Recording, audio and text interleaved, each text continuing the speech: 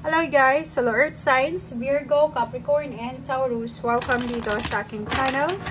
Kapalaran 888. Welcome. Alamin natin kung anong messages, vibration, gabay energy para sa inyong lahat.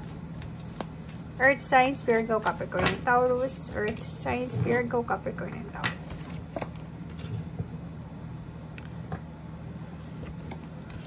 Okay, who?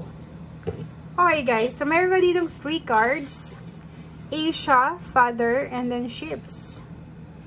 So, may mga earth signs dito na nasa Asian countries or pwedeng outside Asian countries. Or pwedeng nakikita natin dito na may iba sa inyo dyan na posibleng mag-travel this weekend for vacation. Or posibleng magta-travel kayo together with your father. Or magmi-meet up kayo with your father. So, yun ang nakikita natin. Meron din dito na relationship na posibleng kailangan ayusin. If may problema ka sa yung magulang, especially sa father figure mo, kailangan mo siyang ayusin as soon as possible. Kasi, sinasabi ng baraha sa'yo dito na it's the right time. Okay, so tingnan natin dito sa second deck kung ano ang messages pa na gustong iparating sa'yo ng ating baraha.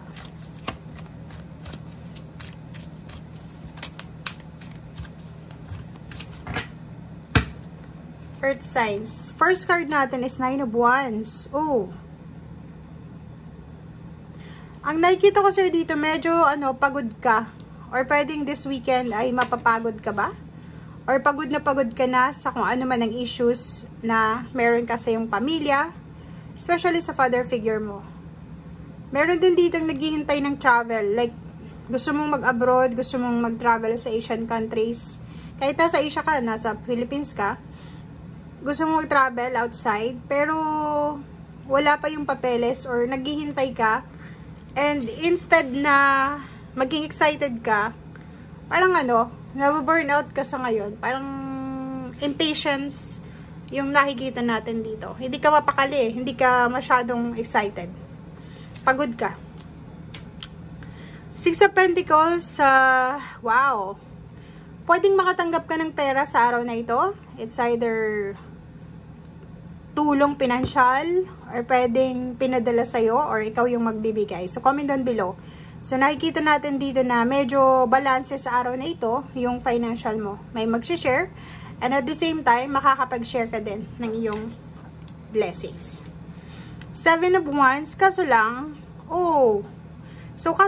kung makikita mo dito, kailangan mong proteksyonan ang sarili mo laban sa mga fire sign. So today, if for example, makatanggap ka ng pera, pera or anything na tangible, financial, earthly things, since you're earth signs, pera talaga siya, kailangan mo maglagay ng boundary sa paligid mo. So, ibig sabihin nga, kailangan mo proteksyonan itong perang itong parating. Kung may nagbigay, nag-share ng blessing sa'yo, proteksyonan mo yung energy mo, yung emotion mo.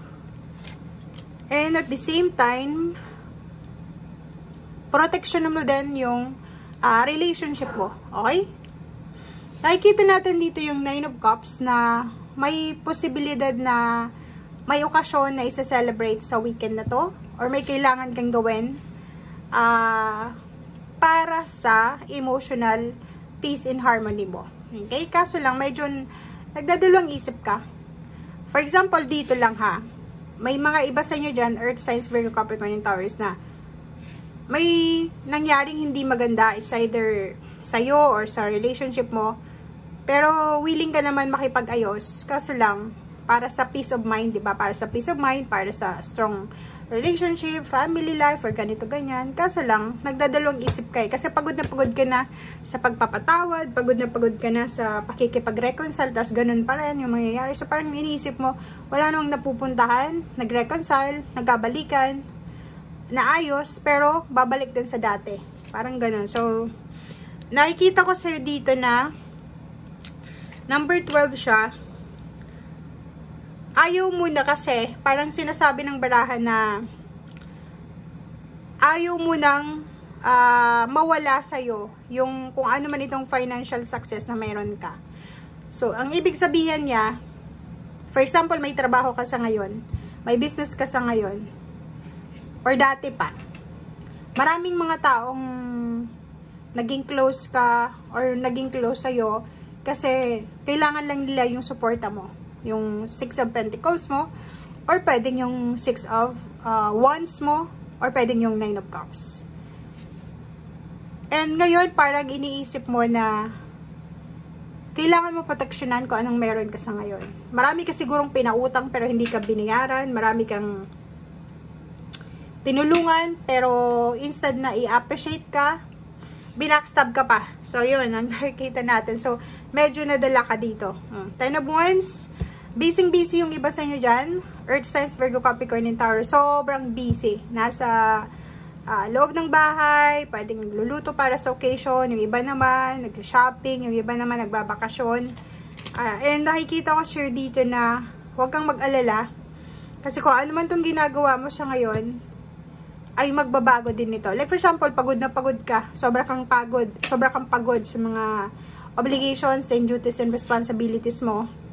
Huwag kang mag-alala kasi magbabago din yan sa bandang huli. Okay?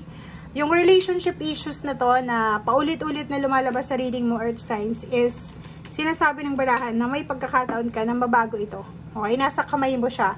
If ever may mga relationship ang hindi nag-work or medyo may relationship na hindi masyadong stable, nasa kamay mo daw yung stability.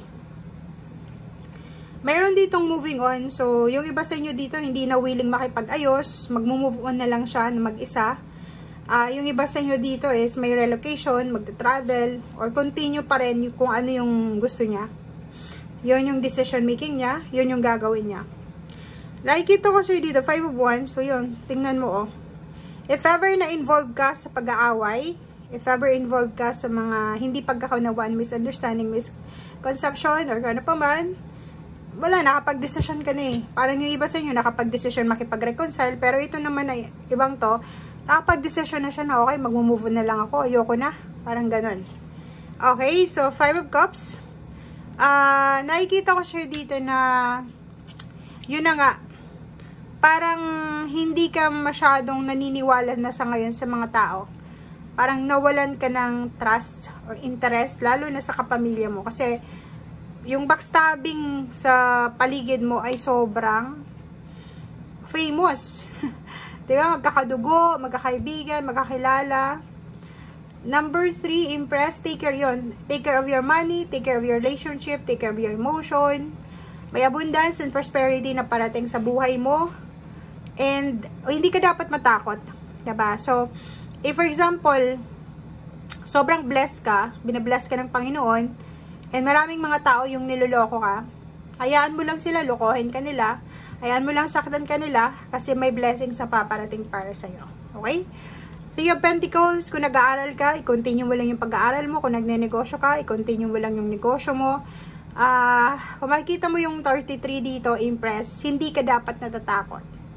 It's either, huwag kang matakot magkaroon ng pamilya, ng anak, huwag kang matakot magkaroon ng asawa or ng karelasyon, huwag kang matakot sa kung ano man tong changes or pagbabago, wheel of fortune, na posibleng darating sa buhay mo. Okay? Yun, huwag kang matakot sa tower. Huwag kang matakot na mag-isa, huwag kang matakot na magkaroon ng karelasyon o may kasama. Huwag kang matakot sa mga judgment ng mga tao sa paligid mo. Huwag kang matakot. Be yourself, be strong, be courageous. And yun, if ever may chance ka, pwede kang makipag-reconcile. If ever na ayaw mo na, mag-move on ka na lang, forgive na lang, and move on na lang. Hindi mo kailangan na makipag-usap, parang ganun. Yung mga duties and responsibilities mo, konting tiis pa kasi malapit na malapit ka na sa finish line. Okay? Thank you guys. Bye!